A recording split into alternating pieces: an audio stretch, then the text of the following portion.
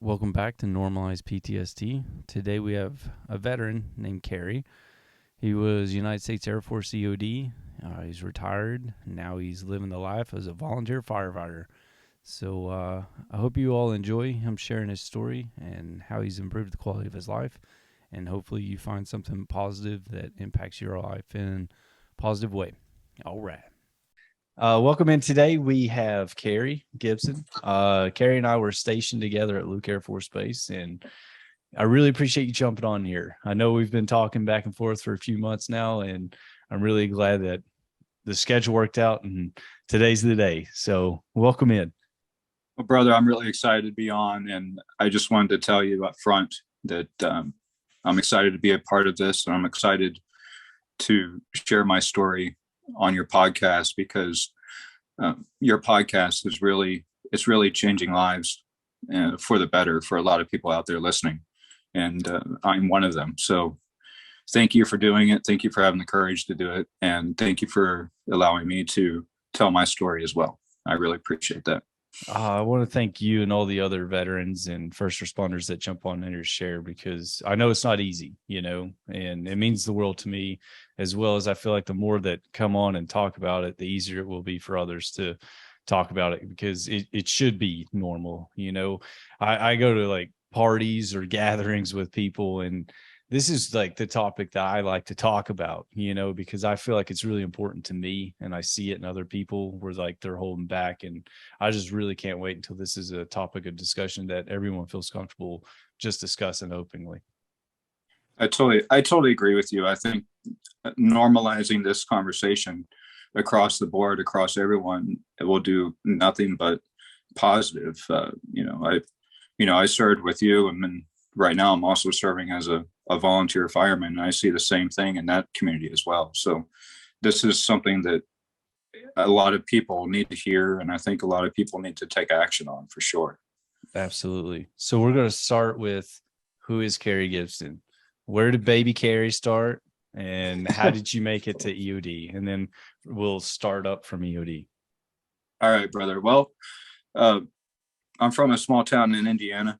I'm the last of five boys there, but I had the opportunity growing up in that family to learn and be mentored by my older brothers because they were all from my mom's side of the house, and they were all pretty much adults by the time I came along. And so they mentored me in hard work and service, and being a part of something bigger. One of my brothers was in the Army, the other one was in the Navy, um, and then my other two were giants in their own right, working in Chicago for a while, and then my my other brother became worked in a factory locally, and he was also a fireman on the side, and so that really shaped me early on to serve. And so from there, I always knew from about the time I was 8 years old, maybe 7 years old, that I was going to go in the Air Force. I just didn't know what it was going to be, but I had already made that decision. And I know that seems crazy, but that's just how I was. And so growing up, I sought out guys that kind of had the same mentality as friends. One was there in the local community, and he and I would run around and raise hell all the time. And he eventually followed me into the Air Force, which was really awesome. But I started, believe it or not, I started wearing a uniform when I was about 12 years old, 13, oh, wow. Really. I was a Civil Air Patrol kid growing up. And if you don't know anything about that, there's a lot of leadership stuff that you're taught in CAP, but there's also a really cool search and rescue mission. And so me and my two other best friends in life, we'd be out in the middle of cornfields in Indiana, tracking emergency beacons for missing airplanes, missing campers, missing kids. We were involved in quite a bit of different missions, searching for downed aircraft, or like I said, missing teenagers. I'll never forget. I spent 2 weeks trying to find an airplane up in off of Lake Michigan, and we're trying to find it. We eventually found wreckage that proved the guy, unfortunately, was deceased. And spent another few days looking for a lost teenager in the Hoosier National Forest, which was really cool. But those times that, and we also spent some time working with on some pretty significant aircraft crashes that happened around in there. So my friends, we were out there doing it from a very early age, from about 16, 17. I was involved in small team, high impact, small team mission sets. And that really set the basis in my mind for me to go into EOD later on in life. Again, I still had no idea at this point what EOD was, or if it even was a thing. But that was my formative teenage years, was doing that with, again, two of the best friends I ever had in my life. And to this day, they still are, and again, highly successful in their own right. So very thankful for that time. And so, like I said, I joined, and like one of our other good friends on here, I came in, unfortunately, open general, ended up in ammo. And oh God, I call my time in ammo my EOD appreciation tour. And I really think everybody who is not a retread should at least experience some of that pain, because the job was super easy. The people were great, but man, the rules were just plain old stupid. I couldn't do it. I just couldn't do it. And I excelled at it. And I kept seeing these guys coming into the bomb dump, with this really cool big old truck, and, matching sunglasses and matching wristwatches, and, always gone, always busy, but always, it was like they were doing things. They didn't have to speak. They just knew what they were going to do, and they could comment on it or not comment it, but they moved fluently, even when they were not doing anything but standing around and BSing. They just knew. And I was like, I want to do that someday. I want to do that. I don't know what that is yet. I don't even know anything about it, but I want to do that. Right. Yeah. And so I'll never forget it. I was at my first assignment, and one of my bosses, I kid you not, brother, one of my bosses, I had told him, I said, I think I want to go do this EOD thing. I don't know anything about it. And he looks at me and he goes, I don't think you're smart enough to be an EOD tech. Oh God. And I said, I got your Huckleberry. Yeah. I was like, and so I said it in my mind anyway. And I was like, okay, I got it. So I went from there. I did a year in Korea, and pretty much drank my entire year in Korea away. I think that's what everyone does there. Well, that was back when a lot of things were different in Korea, and I went all over the place and had a blast and had a great time there. And then as soon as I had an opportunity, I think it's 3 years or something. As soon as my window of opportunity plus 1 day, because I was overseas, I applied for EOD school. And I went, and as soon as I got to Luke, man, and as soon as I got my email account open, I emailed that guy. I emailed my old boss and I said, hey, remember me? He goes, yeah, how you doing? I said, well, guess what, motherfucker? I just graduated EOD school. How you doing? How you like that, Mavericks? Right. And needless to say, sorry if I can't say that, but needless to say, I never look back, man. And it's been was the best 20 years of my life was during that time. It was during that time. And gosh, what a ride. What an absolute ride. Right. No, I I agree. I think, there's ebbs and flows to everything, but that time in my life, there was a lot more ups, I would say. It was very exciting. It seems like even when you were youngin', like you were out there looking for beacons and lost people. Like I was usually the lost person, So it's like, you've had this desire, it seems like, since you were a kid, to like help and serve. That's right. When you started doing EOD, did you get that same sort of feeling in that environment too? Oh, I absolutely did. And that desire to serve has really led my whole life. Desire to help others has led my whole life. And when I got into it and got to EOD school and I started actually truly learning what all we did, I thought this was just absolutely this is just incredible. I get paid to do this. This is Right. great. I was going to ask, that's the next one. Like, at what point did you realize what those guys with matching sunglasses and matching watches really did? Like, when did your eyes get open to like, oh, all right. I would say it was the breadth of the schoolhouse, you know, the standards that they set for us, and then the ops tempo and the amount of learning we had to do and the amount of topics we had to take or understand. And then that really opened my eyes quite a bit as far as the military side of it.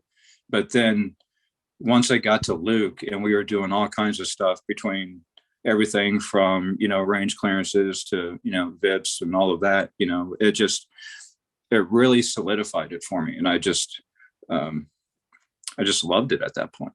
And I was very thankful that I made that decision to join this beloved community. I really was. I'm thankful you did too, because I'm glad we met. I've always enjoyed you, and we crossed paths at Luke. So, so EOD, you were in until you retired, right? I was. Yep. I did 23 and a half years in the Air Force. So looking back on your time in EOD, like, how do you look at it as a big picture, big whole picture?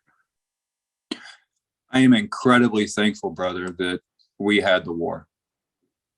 Yeah. I'm really incredibly thankful that we had the mission set, that we had all of that we had to do, because without it and being taught what we were taught and, taught how to do everything from safe a weapon, a gun system to safe a nuclear warhead.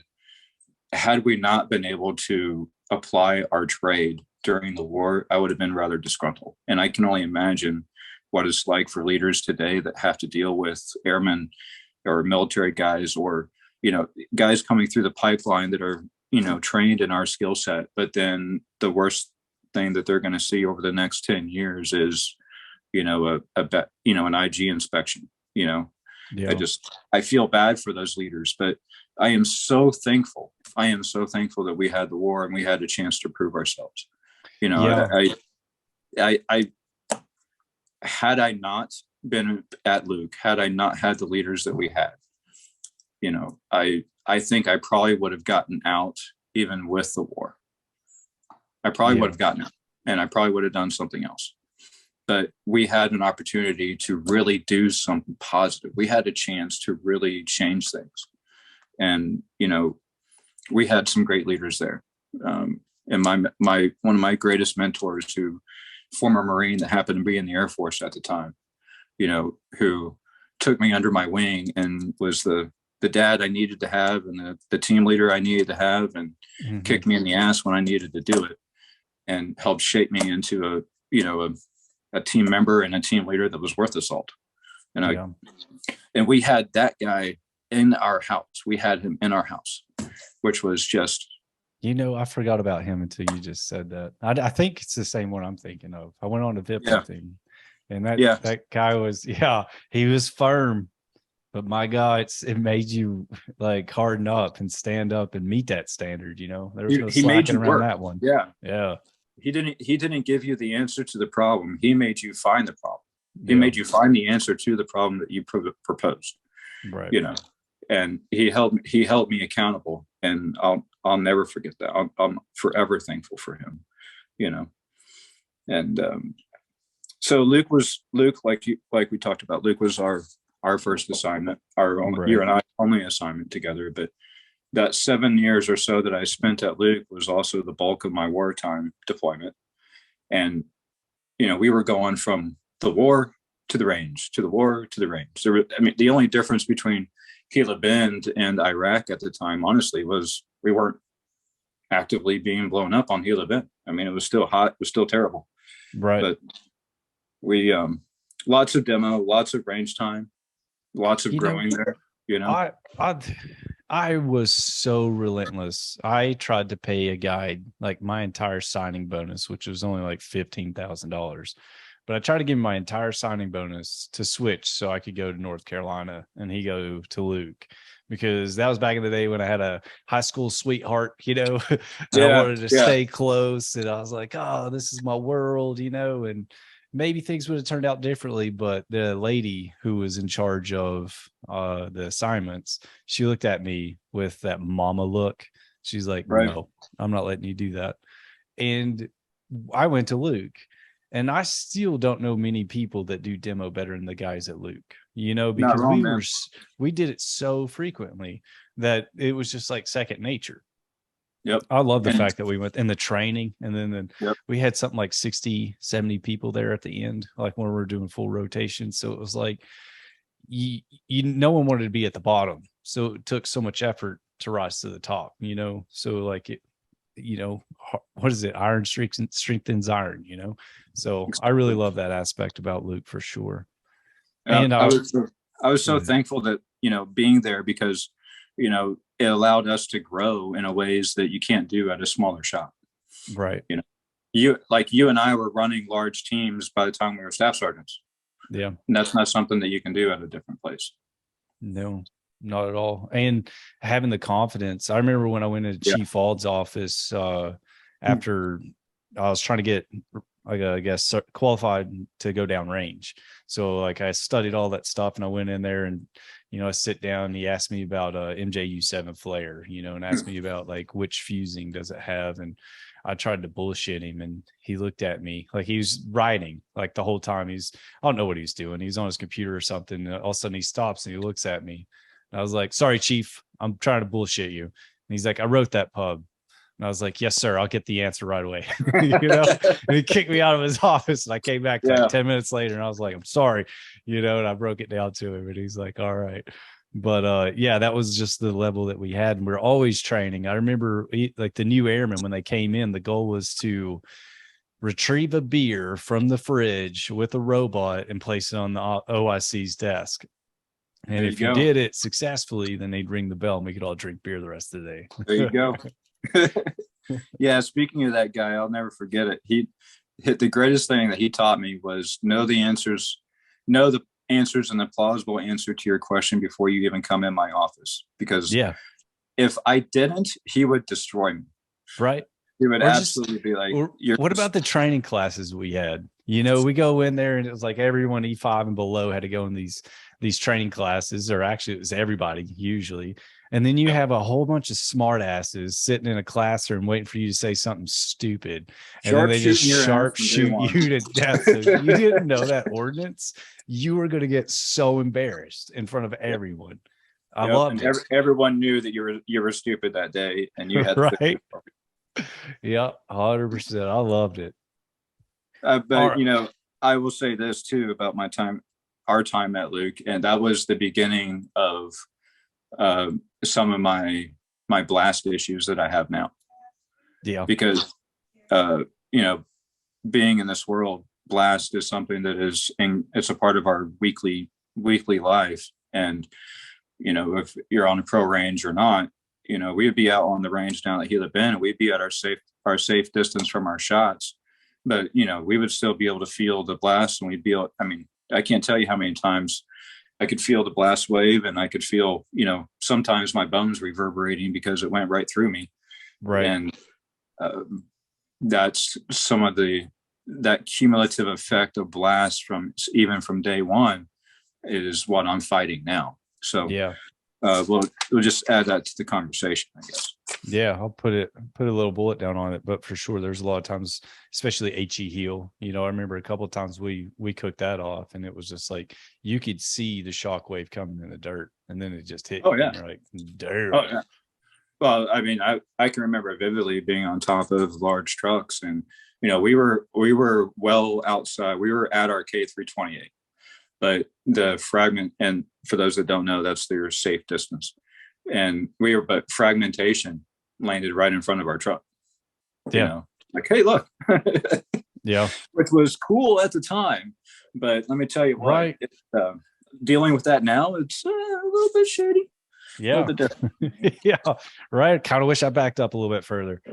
But that at the same time, those experiences there at Luke helped shape who I was and what, my risk tolerance during the war, because I could look at a scenario and I knew based on previous experiences that my team and I and my security would be okay, because Right. I knew what those explosives would do. So I would say the positives outweighed that single loss there, but it has had an impact on me now.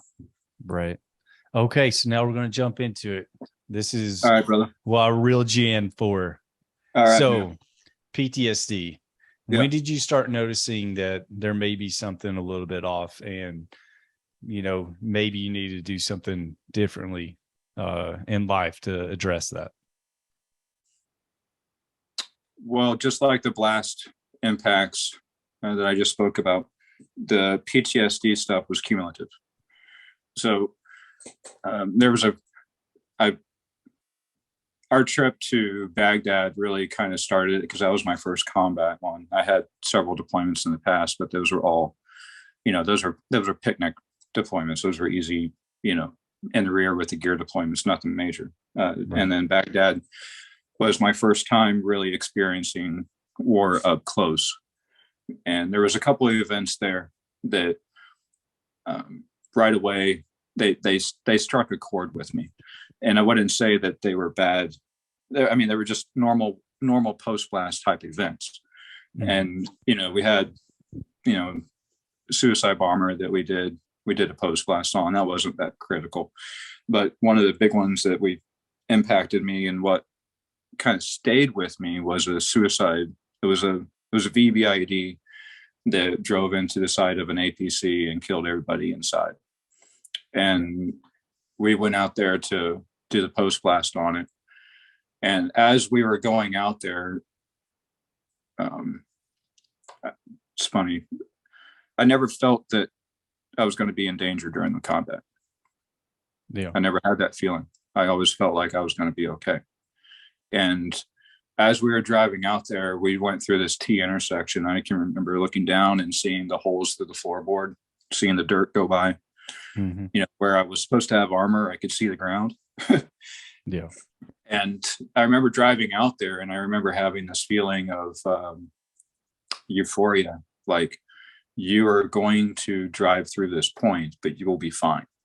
I'll never forget that. And we drove out there, and not long after that, a backup or a recovery convoy got hit in that same location. But anyway, we drove out to this VBID, this post-blast strike zone. And I remember I was doing concentric circles. My team leader had me checking the surrounding areas for threats around it. It was pretty much an innocuous task, but he's like, just make sure there's nothing laying out around in this general area and stay close by. So I was doing that. And I found a bunch of the remains and a bunch of a guy that was no longer intact. Let's just leave it at that. Mm-hmm. And I remember seeing all of that. And I had I just remember seeing all of that and then seeing them trying to pull these guys out the top of this APC, and they were all completely blown in half. And I just remember those visions. And after that deployment, I couldn't eat ribs ever. I couldn't eat a set of ribs, and I'd be like, no, I can't do that, because it was just so. It was exactly a set of ribs on my plate looked exactly like what I saw on the ground, and I just couldn't do it. And that was my first indication that I had a problem when I couldn't eat a meal. In fact, I would not only not be able to eat a meal, I couldn't watch somebody eat them.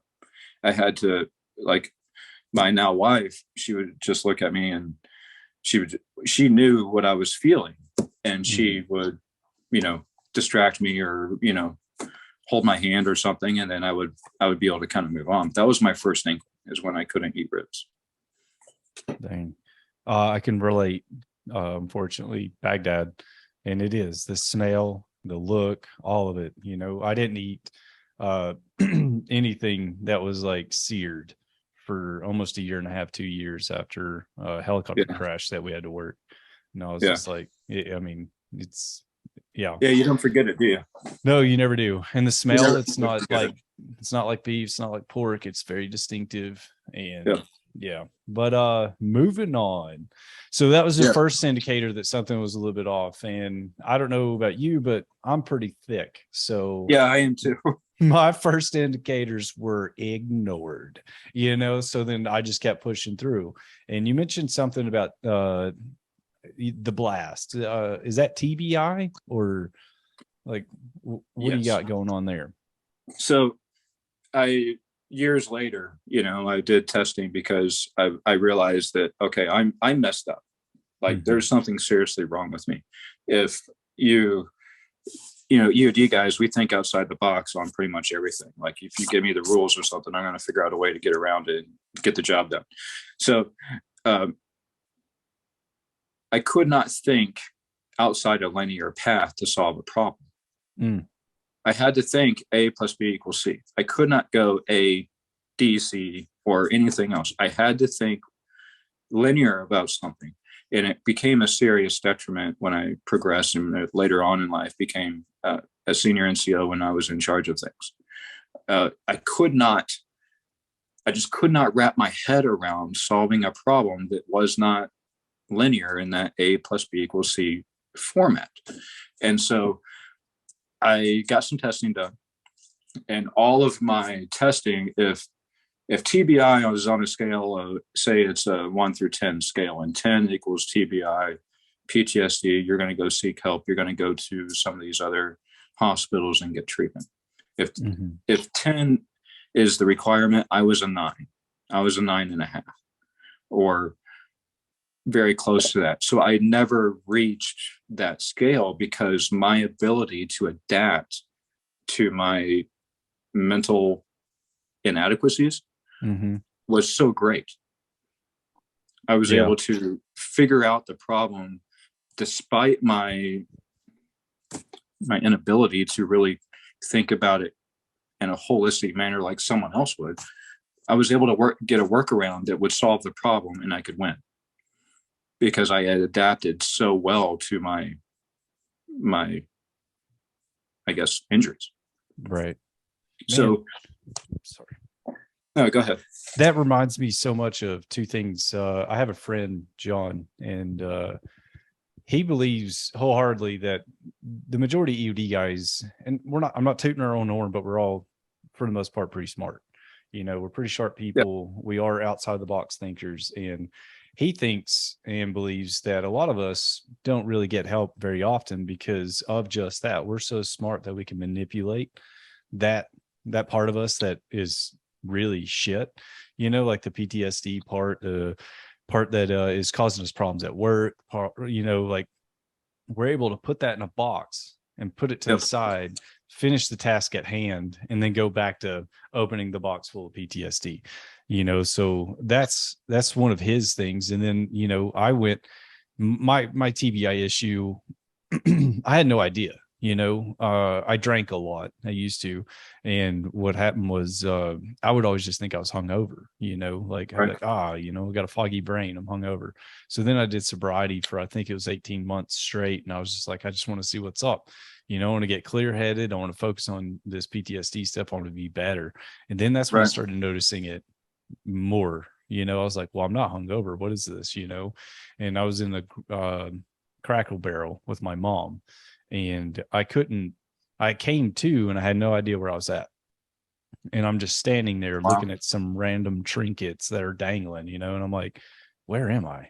I'm like, oh, obviously I'm in a Crackle Barrel, and then I'm like sitting there. My mom looks at me and she asked me a question, and I tried to talk and I couldn't form words.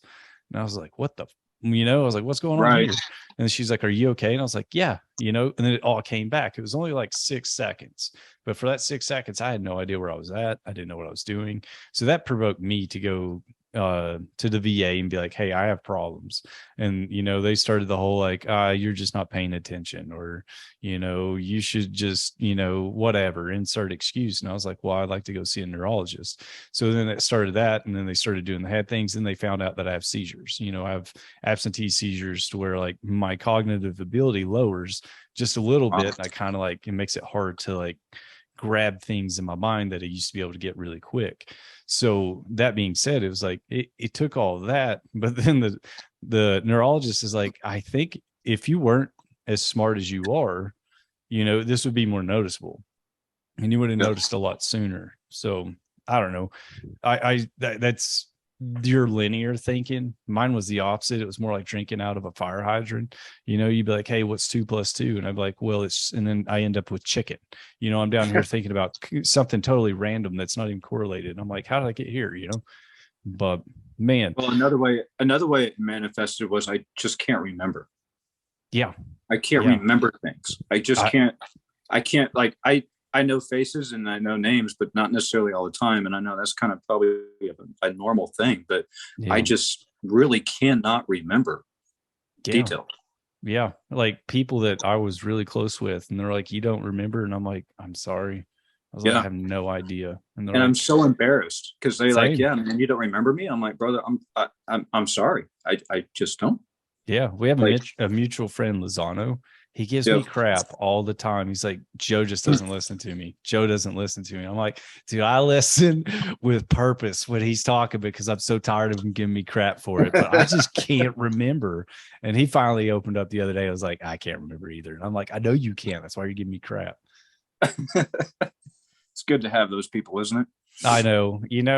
If I didn't have, like, if like the damage was worse, I would still want people to be real with me like that, because I appreciate that, because the other side of the house, which is something else, is I think that one of the reasons it holds us back from getting help is we don't want to be treated gently. We don't want to be coddled. We don't want people to treat us like we're broken, because we're not broken. It's just we're a little bit different now. For me, it's give me the tools for the toolbox and leave me the hell alone. I'll figure it out. Exactly. All right. So the blast issues and the PTSD issues. So when did you start seeking help? At what point? Like, I feel like all of us kind of get a catalyst and it triggers us or provokes us to get some. What was yours? I'm going to embarrass myself a little bit here, and I'm going to embarrass my spouse by saying it, but I could not have sex. Dang. Yeah. I could not shut myself down enough to be intimate. I could not turn my head off. I could not be, I guess, vulnerable is the right word. And that was the key, because she was about to leave me. She was like, I'm done. Something's up. I'm done. I'm like, I can't, and she thought it was her. And I'm like, it's not you. Right. I can't. When I would get vulnerable, I would close my eyes and I would see this guy's brain laying in the middle of the road that blew up a checkpoint that I parked my Humvee on top of, because to hell with that guy. Right. I would see the bits of what remained of another checkpoint that was blown up by a suicide bomber in Baghdad. I would see the scene I mentioned previously about the APC. I would see the next IED that we pulled up to as I was popping a rip it and getting out of the truck. I would see, that's what I would see in my most intimate of times. And let's just say those two don't correlate. Right. Right. And I said, all right, I need to get help for me, because there's no way that I can be a part of this relationship if I don't. I just can't. And so that was a very long time ago, and I started getting help there. And that's when I don't want to call it a diagnosis, because it has such a negative term and a negative feedback to it. But my counselor at the time had said, you can't adapt. You're failing to adapt to your current scenario. I mean, I can remember at least one, if not two times, where I pulled out of my house in the middle of the night, going down the road in Arizona with my headlights off in the center of the road, because that's what I did. Right. Driving around at night with NVGs and no lights was just normal. And that was a part of me, and I couldn't turn that off. And the same thing when I was attempting to be intimate, I couldn't turn my brain off. I could not be in that moment. I couldn't. I would close my eyes and that's all I would see. Mm-hmm. And it, like I said, it decimated my relationship. And so I had to get counseling. And I went through, I want to say 6 months of counseling at Luke. And that was somewhat beneficial. And I was able to start to turn things around. I was going to After ask before we get too started much just further. barely though. So how did that go? Like counseling at Luke, did you have any concerns of losing or being found unfit for duty or? Oh, absolutely. Absolutely. Yeah. And during that time frame, if you recall, there was still some questions about that because I did not want to get pulled off the team. I knew we were going back. I knew their next rotation was just right around the corner. And I was like, there's no way in hell that my guys are going to deploy and I'm not going with them. Yeah. I could not allow that to happen. I'm like, you've got to freaking fix me. Do whatever you got to do, but you got to fix me. And at the time, there were no outside resources other than what you had at the local base. And my counselor at the time, she's like, this is a normal thing. And what's crazy, brother, is I knew going into deployments, I knew that I would come home a different person. I knew that. And I think that might be a part of why I was able to be so resilient over the years is I knew that war was going to change me. Mm-hmm. I had no idea how exactly it would change me. And to be honest, I think I got off easy, but at the same time, it's been a struggle. Yeah. It's been a struggle to maintain positivity in my life as a direct result of having been involved in these types of scenarios. Yeah.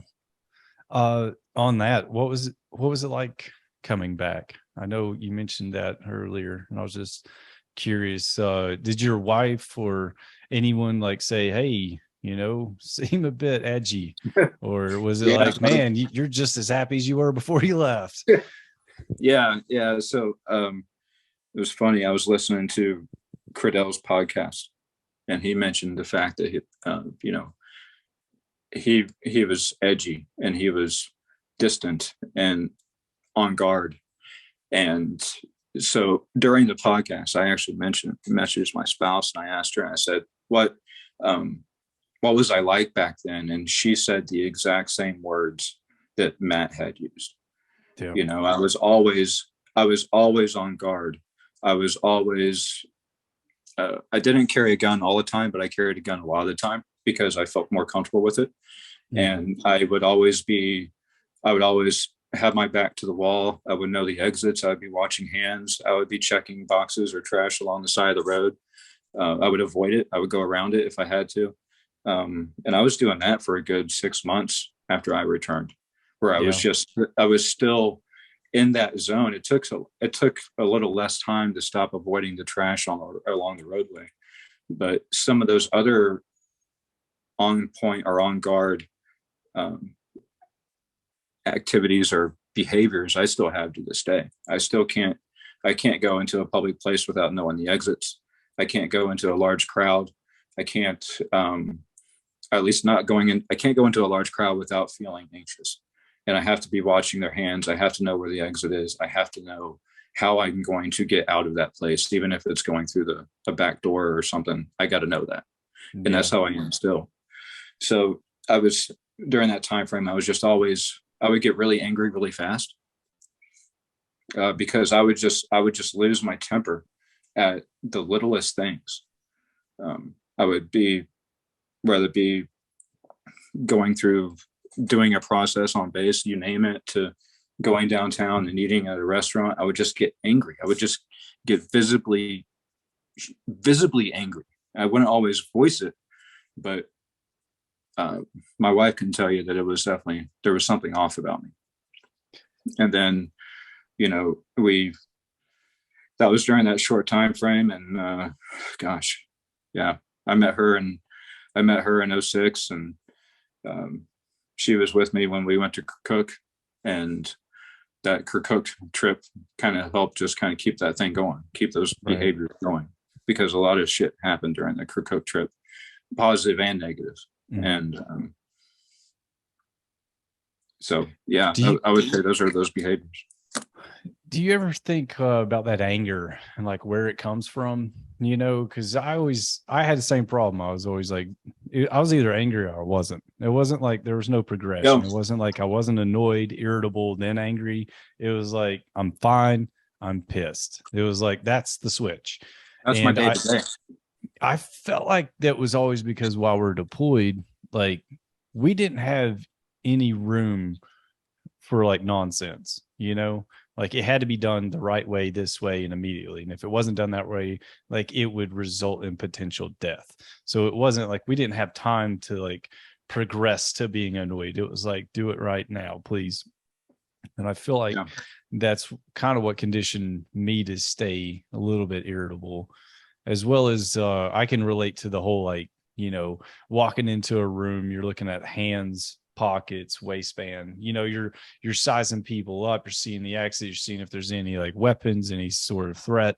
I did that for a long time too. If I'm gonna be real, I don't think it really mellowed out until after I started doing jiu-jitsu. And it's just that whole retraining the brain of threat awareness and threat avoidance, and being able to like back those up and be like, oh, so that's not threatful right now. Like this isn't a threatful situation. Then be like, okay, this is a threatful situation.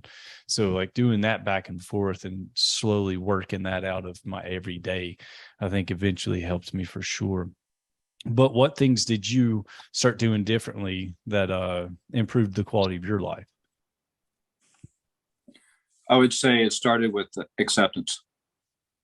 It started with realizing that I needed to do something about it. Right. And then accepting the fact that I needed to do something about it, because I couldn't continue and have a quality of life and still be angry every single day. Like I would just wake up, no reason whatsoever, and I'd be pissed off. Yeah. I'm like, why am I angry? Yeah. And, my wife would be like, what's wrong with you?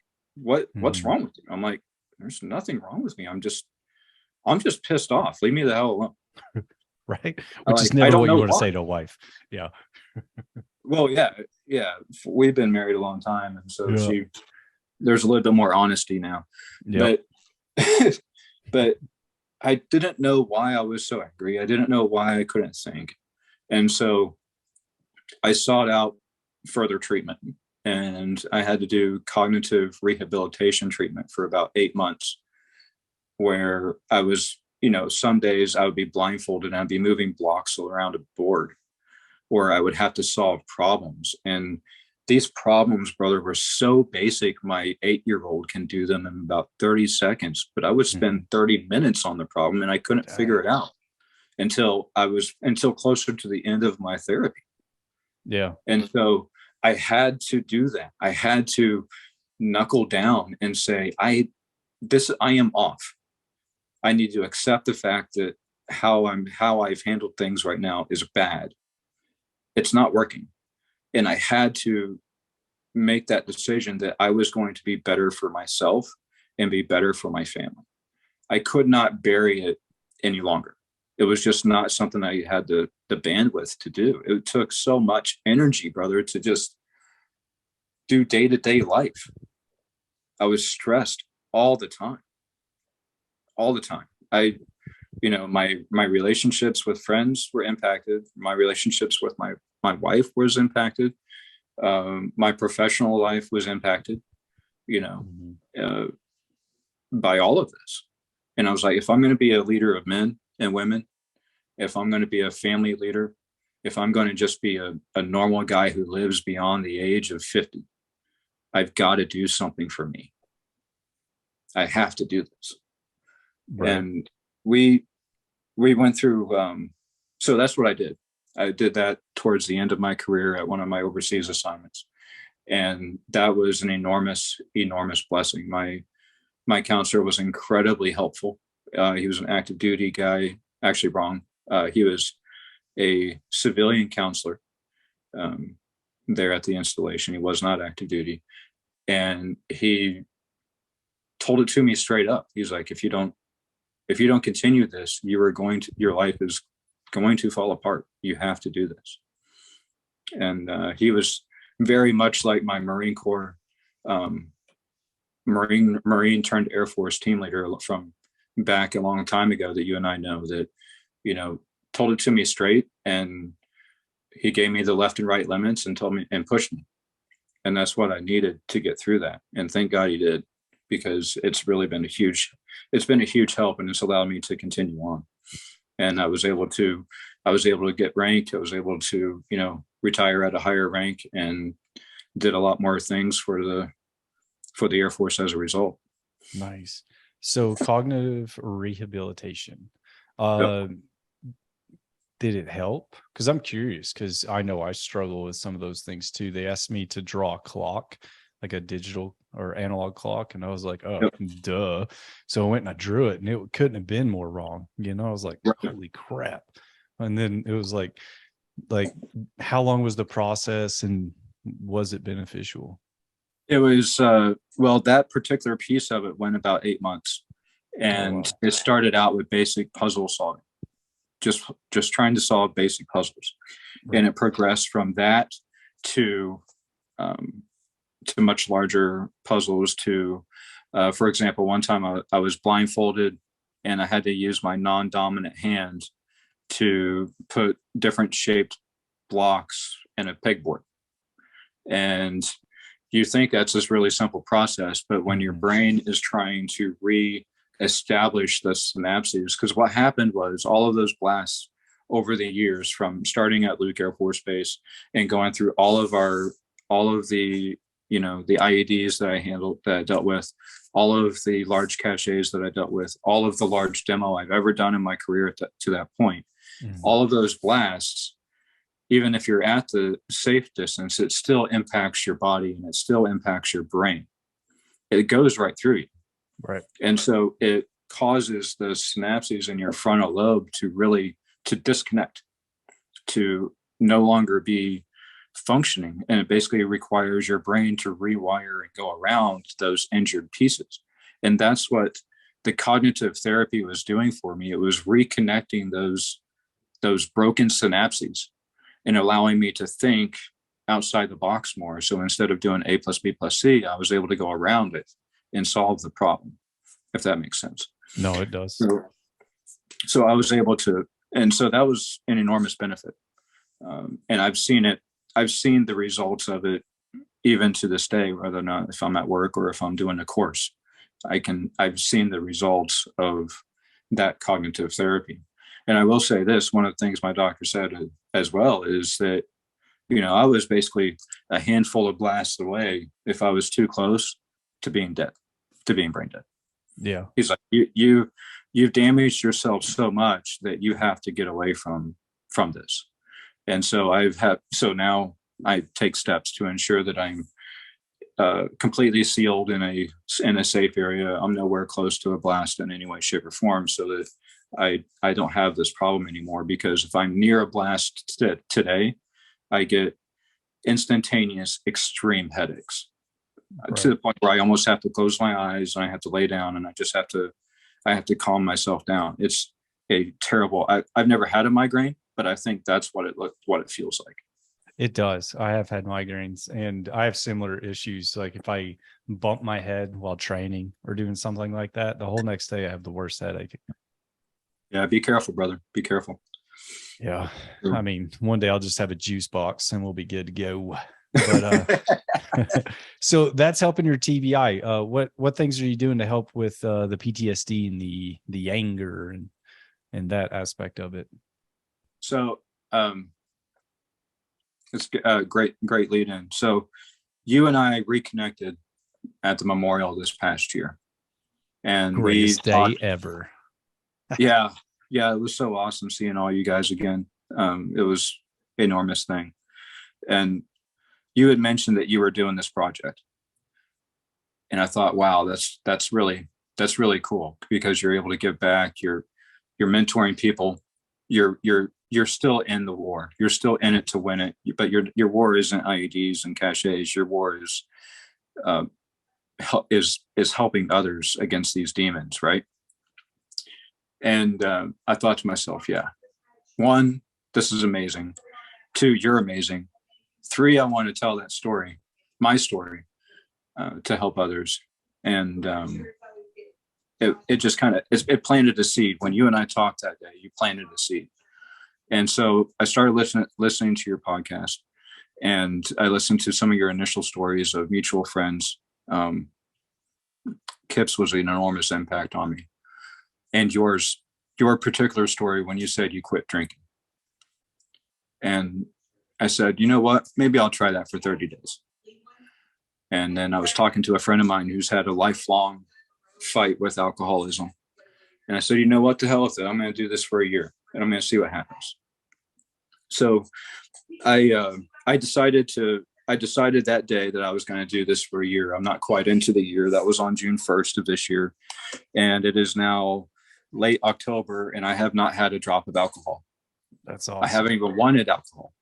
I've been around it. I've been at parties. I've been at functions where it's readily available and almost force fed down my throat. And I politely said no. And that, brother, has been an enormous impact on my life. What have you noticed in that? For one, my thought processes are a lot clearer. So much sharper, right? So much sharper. I have way more energy. My mind is not groggy every day. Mm-hmm. I can think through problems. I can plan for a future that's outside the next 6 months. I can focus my time where I need it, whether it be on a class that I'm doing, a work project, or most importantly, my family and my wife and my 2 kids, and actually being a part and engaged in their life without being the angry dad, without being the pissed off husband, without being told what's wrong with you. You know, I can actually be in their life and be a positive role model and be a positive impact on them. It's been enormous, brother. And I want to use you planted that seed, and I cannot thank you enough. I cannot thank you enough for that. And man, I'm pumped. That's so exciting. I love the feedback and I really appreciate it. And I'm glad that you're having such a positive impact. And I didn't mean to cut you off. Please continue. I don't know how to respond when someone says thank me. You know, I never have, because like even when I was, I guess back in the day, like I just never thought I was worthy of that. Yeah. And I still don't, but I'm glad that our talk that day inspired you to do positive patterns that are sounding like they're impacting your life in a really positive way. Oh, in an enormous way. But wait, there's more. So I'm ready. So awesome. since I started doing this, I've talked to other guys, some of them that you and I know mutually, and some of them outside. And I've talked to cops. Like I mentioned, I'm a volunteer fireman, so I've talked to other firemen, and I've talked to different groups of people who have similar events. And when the topic of drinking comes up and they say, you know, yeah, I need to cut back, or, yo, I need to stop, and I'm able to tell them my story. And I can say, you know, I've been sober since 1st of June, and this is what's happened, and this is why. And it's been a huge blessing. But at the same time, I also realized that I had to make that decision. Mm-hmm. You planted the seed, but I had to actually follow your lead. Yeah. And I did it. And it's been an enormous blessing for me. That's freaking awesome. And so one of the other things I started doing is working out every 5 days a week. And you know me, I've always been the scrawny guy. I look like the crypt keeper from Tales from the Crypt when I was around you. I mean, I was like this scrawny, bony dude with virtually no muscle. And, you know, I've always been that guy, and I've been working really hard to change that. And so between eating right, not drinking, and working out 5 days a week, it's changed my entire mindset. It's changed for the positive. Yeah. Like just having that, you know, those endorphins every morning at dark 30, doing that for me and for nobody else but for me, because I know I need that every single day. And the days I don't go to the gym, I really feel it. And so again, that's a huge thing. That's two of the big things, but that's the recent ones.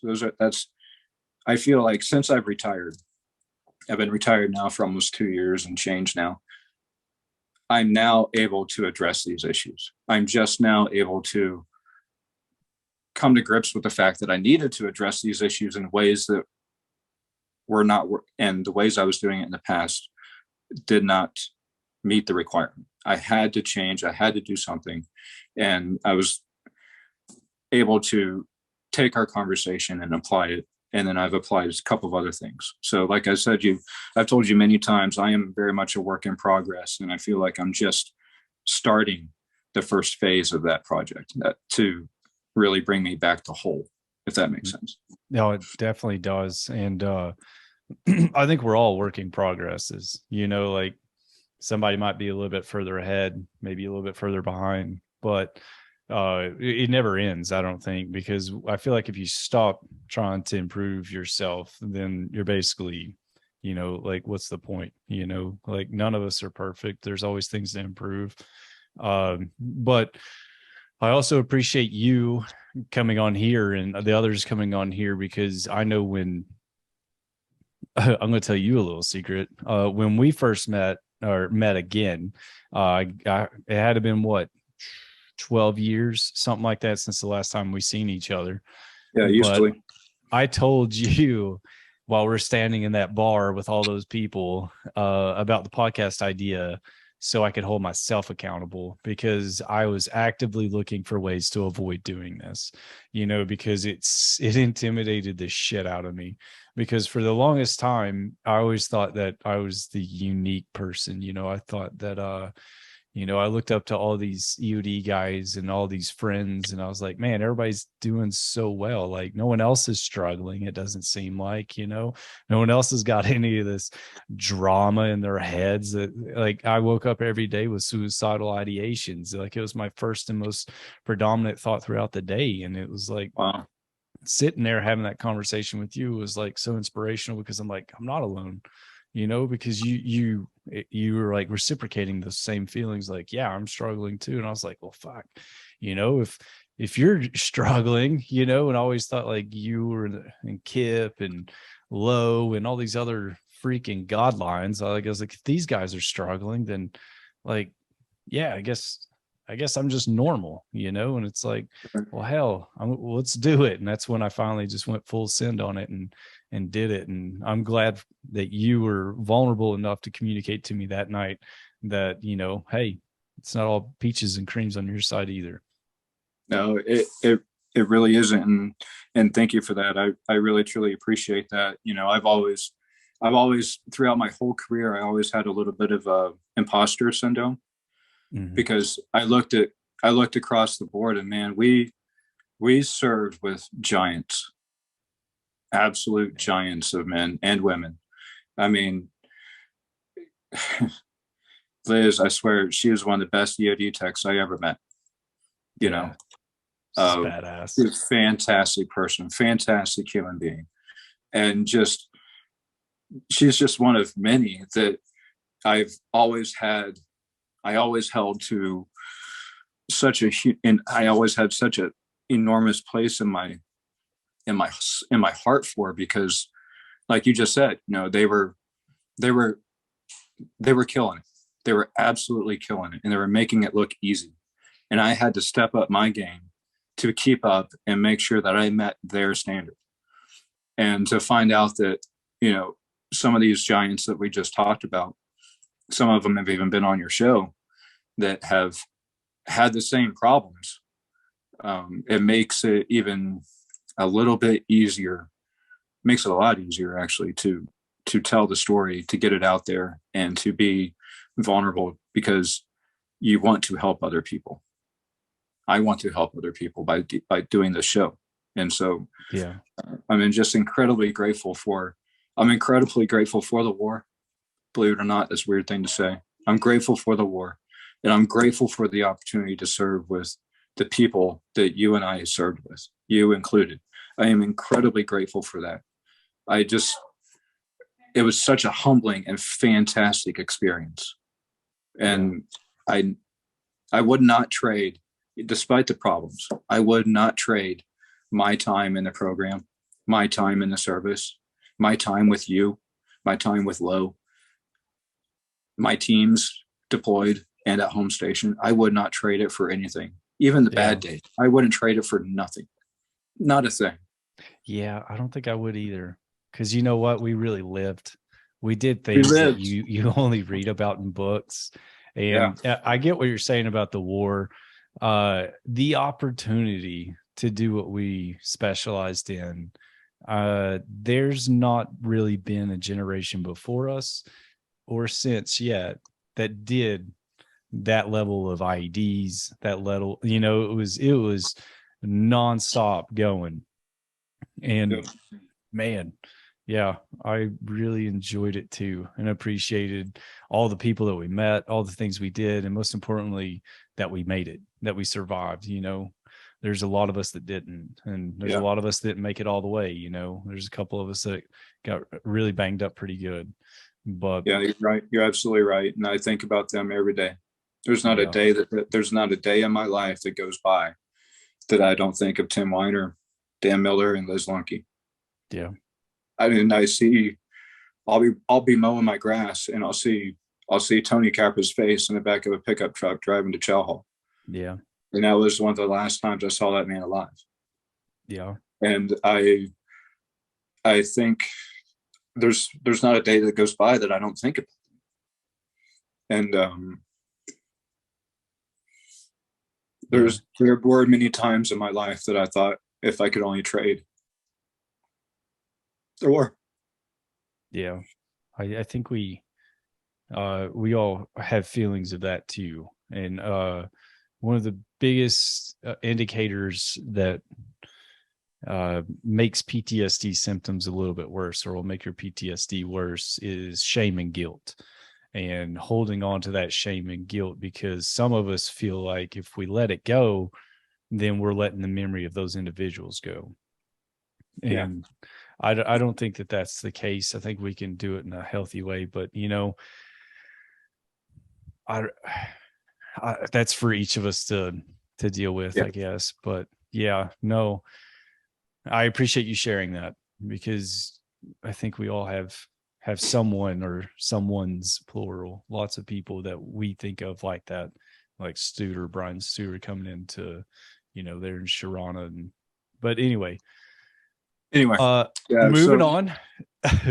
What I think the big catalyst that kind of like really helps us all get back into society in a super positive way is giving back to others. And you started this journey at the age of 12 in the CAP, going out there looking for beacons, looking for lost people, and then it led you to the military, which led you to EOD. You've been giving back to the community your whole life. What are you doing now to give back? So now I'm now obviously retired.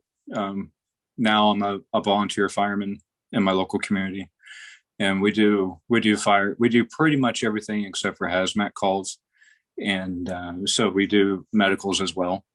And that has been a really big blessing for me, because I'm still within that small team, high impact, high demand, high impact world, albeit it's a lot different. And what's funny is I'm near a local installation here, and I've recruited 3 other EOD techs to be on the team, which is super cool, because there's to this day I have not met finer men and women that aren't EOD guys, or something very close to. They're fantastic men, and really a part of the core of our team, and they just absolutely bring it every single time when we're on a fire. And we've had several since they came on board, and it's just been fantastic. And so I'm able to apply some of my trades that I've learned from the EOD program to the fire service, as well as growing, because the fire service is an incredibly intense program. Believe it or not, there's lots of learning you got to do. There's just to stay safe on a fire ground. And so getting back involved into the volunteer fire community has been such a rewarding experience for me, to where I just love it. I enjoy it. I love being on the truck. I love going to calls in the middle of the night and working my absolute butt off. You're in the middle of it. You're sweating. You're working hard. Your heart rate's through the roof, and you're like, I love how much this sucks. This is so awesome. It's just hard, grueling, brutal work. Especially when you're doing overhaul after the fire is out and you're looking for hot spots, man. It's just grueling labor. But I've been able to give back We've had some major fires here. We've had a pretty major woods fire that unfortunately several houses were lost on. But, I was out there right along with them, pulling hose and doing everything. As soon as I got there, unfortunately, I didn't get to be involved in all of it. But once I was there, I was committed to the game, and it's just been a fantastic way to give, and you go to these calls where you have an elderly person who has zero family and they called for help, and you go and you help pick them up and you help bring a little bit of joy to that person's life. And for that 10, 15 minutes that you're there, it feels good to give back. It feels good to be there when someone needs you, just like we were many days ago. They only called us when really bad things happened. And with the fire service, it's no different. And so they call us when really bad things happen. And then I'm able to help out not only on the fire ground, but after the fire ground. So, I brought back AARs. I brought back some of the leadership stuff from the EOD program. But one of the biggest things I think that I brought back that I think has been helpful is just talking to guys, talking after the fact, asking how you doing. Are you, what you saw is completely normal. Or what you being there, you're in an abnormal location. How you're feeling about that abnormal event is completely normal. So let's talk about it. And so I've been able to be the old guy, I guess, on the department that helps them out and just talks through what they just did or what they just saw or what they just smelled, Yeah, that's awesome. So that's one of the reasons I still stick with it. My wife is like, you're never gonna leave that department. And I'm like, well, you might be right, because I enjoy giving. It's been a part of my soul. It's been a part of my life since a very early age. And it's something I can continue to do, even though I'm a retired guy. Yeah. And I really enjoy it. And it's another reason I'm in the gym every day, so that I can do that and do it safely and be the asset. We trained really hard. We've trained really, really hard just to be a team member, just to be able to get called, just to be able to say, hey, we get another deployment, my name's on the team list, and I worked really hard for it then. And I've worked really hard to be a part of this team, to say, that pager goes off, I'm going, and we're going to win, and I'm going to be a part of that. And it's been good. So I've been able to also kind of normalize some of those thoughts that I had during the war, those smells, those events that we saw back then. Yeah. I'm able to kind of think them through and understand that those events that we saw were abnormal events. And it's okay to feel that way. It's okay to have those thoughts, but those don't consume me anymore. Right. So I'm getting a little bit of therapy even by going to these calls, if that makes sense. It does. Processing it all over again and at a different perspective, It's a different perspective. It's a different perspective all around. And it's normalizing those old thoughts that I would focus on. Like, okay. Yep. And making it almost compartmentalized and understand that it's okay to have weird thoughts about that. But that's that. And now you're back to life, and now you're safe, you're secure, and you can move on with your day. So, yeah. So now that you have the no drinking thing, you're working out, you're giving back to others, seems like everything's going really in a good direction. What future goals are you setting up for down the road? What do you see as next? So I just finished a project management professional certification course. And so I'm trying to get lined up to either do that as a consulting gig or as something else. I like doing that type of work. Right. It being a senior leader in the EOD program, all you're doing every day is managing projects. You're giving your people the opportunity to excel. You're giving them the ability to take ownership of their programs and do the work and get the rewards. And that's exactly what you do as a project manager. And so a lot of companies out there are looking for that type of skill. And so that's why I'm lining myself up to do that. I think, honestly, as a consulting gig, I don't see us leaving Florida. I don't see us leaving our location at this point, but I do see me doing something on the as a side job, that as a consultant of something of that nature, to where I can do that kind of work. And as far as other future goals, my primary future goal is to live the best 20 years going forward. I feel like you, me, we've earned the right, and other folks that are out there listening to this, we've earned the right to be happy. Yeah. We've earned the right to enjoy the fruits of our labor. We've earned the right to enjoy this wonderful world that we fought so hard for, that we fought to protect, that we did some really awesome stuff in really terrible places. And that, to me, is almost like it's like your stamp going forward. Say, okay, you've done your deal, you've done your service. Now go and enjoy your life. And so that's, other than, my desire to be a consultant or something of that nature on the side, my desire for the next 20 years of my life is to enjoy it, and to enjoy it with my family, and to see them grow, and to be a part of their everyday. Maybe Cary was to talk to you now, give you like a roadmap, be like, hey, these are things that I would do differently to improve where I am now. What would you do in a mental health aspect? Like, what would you try to tell yourself to make, I guess, the last 5, 10, 15 years easier on you and your family? Gosh, that's a great question, brother. That is a great question. I think I would have, well, we all have regrets, right? I'm certainly not one without them. But I think one of my biggest things I would have done is I would have started the journey of seeking help faster, because I started getting into a lot of bad behaviors. I bought a motorcycle. I was riding it incredibly recklessly.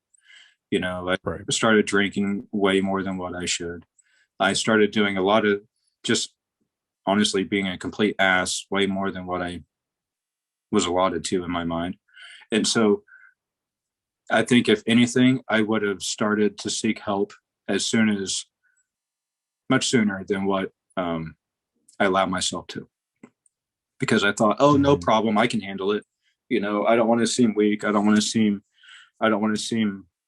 like I can't go on the next trip, because that was always my fear, is that I wouldn't be able to go on the next mission set. And so I wish to God that when I came home from 05, that I started seeking help right then and there, because it was cumulative from 05 on. All of my mental health issues were cumulative from that point on. And I waited. And then when I came back in 07, that's when I was like, okay, I've got to seek help. It's got to be, I've got to do this. It has to happen, because, everything is impacting me now. And I wish if I could go back and tell myself to do that, that would be an enormous blessing. I think it really would have changed the dynamic of my relationship with my wife, my relationship with other people. It would have changed the dynamic of so many aspects of my life had I just done that and listened to myself. Yeah. When you were talking, it made me think of, I wish I would have valued mental health. Like I felt like any time that was ever mentioned when I was younger, I'd be like vomit in my mouth. I'm like, hippie, like who wants to, it's like, and now looking back on it, it reminds me like going to the gym and working out, but never doing legs, right. It's like, sure, you may have some sweet guns, but you ain't got no quads, like right. You can barely hold up your body frame. And it's like, I feel like the mental aspect of it and strengthening your mind, or even just understanding how your mind works and dealing with that process, man, that would have been so valuable to just be able to accept that, or like that be a normal topic of discussion, because I'm from the South, 100%. You know, it was like grit, you know, it's like, that's all we had. It was like, you just get through it, you know, Right. and it was like, okay. And like the mental health aspect of it was never a thing. It was never something that was ever discussed. I never heard about any of it until I think I came back from my first deployment. And I think Kip was in the crowd with us. And like, after that, they said, all right, no more EOD guys in these meetings because of our reaction to like the things that they were saying, because I don't think it was really set up for us, you know. It wasn't. Anyways, It wasn't. I'm going on a rant now. Back then, it was more of a, a check the box thing. It was, no one's really going to have a problem. You just need to fill out this form and walk away. Yeah. Those post-deployment, surveys were an absolute joke. And if you answered truthfully, they looked at you like you're a flat out liar. And didn't. Yeah. And they're like, you're Air Force. That never happened. You're Air Force. You didn't do that. You didn't see anything. Yeah. You didn't do it. I'm like, well, yeah, I really did. And so there were a lot of problems since. And, a lot of you guys have talked about the VA aspects. And I would say so far, my VA experience has been mostly positive until I got to my current location. Because, if I set an appointment through their website, I got an email and then I got an overnighted letter about that appointment the following day. And and that was great at my previous location. Where I'm at now, it's just so much harder, and I have to stick with TRICARE because it's just so, geographically speaking, it's impossible to go to VA appointments and have anything else for the rest of the day. But for the most part, it's been positive through them as far as that's awesome. As far as getting things, albeit it takes a lot longer than just going to my TRICARE doctor and saying I need to go do this, and she writes a script and I go. It takes a lot longer through the VA process. Yeah. Well, I'm glad you have a good experience. I feel like it's just mostly my beef is because I'm so remote, being on the big island of Hawaii. I'm currently in Arizona, but usually I'm in the big island of Hawaii, and it's just like, it's a nightmare. For you to go anywhere, I'm sure it's a full day's mission for you to go to do anything. Yeah, it's an hour and 20 minutes one direction to get there. And half time when I get there, they don't know what the appointment's about. And I'm like, great. But anyways, that's another tangent. Yeah. So wrapping this up, before we get off here, is there anything that you wanted to hit on in regards to this at all? I just want to say to those that are out there listening that are thinking about getting help, get help. Man, it's not something that is a detriment to you. If you're still active duty, it's not a detriment to your career. I just retired. I can tell you without a shadow of a doubt that your employer wants you to get help. In fact, the DoD just released a study that says, because they've emphasized getting help, that active duty service members committing suicide has gone down for one of the first times ever. So that's amazing. So get the help. Even if you've never been to war and you're struggling, it's okay to go talk to somebody. It's 100% totally okay.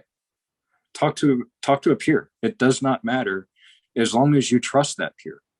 If they're going to go blab it around the station or blab it around the shop or wherever it is you work, obviously avoid that person, but go seek the help that you need. It's out there. There's lots of free services. Go through Joe's show. He's got great services that are listed on here. Make it happen for you and for your family. It's taken me 2 years retired to realize I needed to make these changes. I needed to do it for me. No one else was going to do it but me. Mm-hmm. And I was empowered to do so. And I'm just at the beginning of this process. If I had done this years prior, who knows? And I can't even think like that because I'm focused on positive outcomes going forward. And so we've done a lot, and we deserve the right to live happily after the fact. Mm-hmm. And on that, you and all the ones that I talked to, you guys hold me accountable. I feel like I've done negative patterns for so long that it's really easy and almost natural to lean toward those old school negative patterns, and doing it the healthy way and staying on the path, as we call it. That's hard at first until it becomes more natural.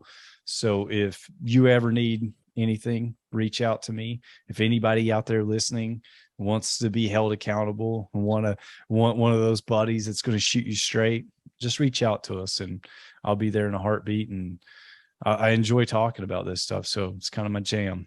Yeah, You guys hold me accountable, and I want to be able to return the favor to anyone that wants it.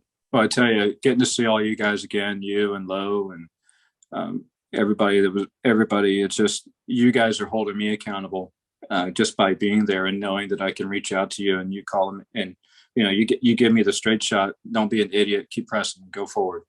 And so it goes both ways, and I'm very thankful that I've been able to be there and be that voice for several of our brothers from that time frame since I retired. And so I'm very thankful that I've been able to be put in a situation where I can be that accountability coach for some others too. So I'm just excited. I'm excited to see what happens in your life with this podcast. I'm excited to see what happens, in the lives that you're impacting, including mine, going forward. And, I'm glad that the community is really supporting you and by providing our stories so that we can help others. So very thankful. Very thankful. I appreciate you too. And with that, we'll wrap it up. All right, man. Thank you.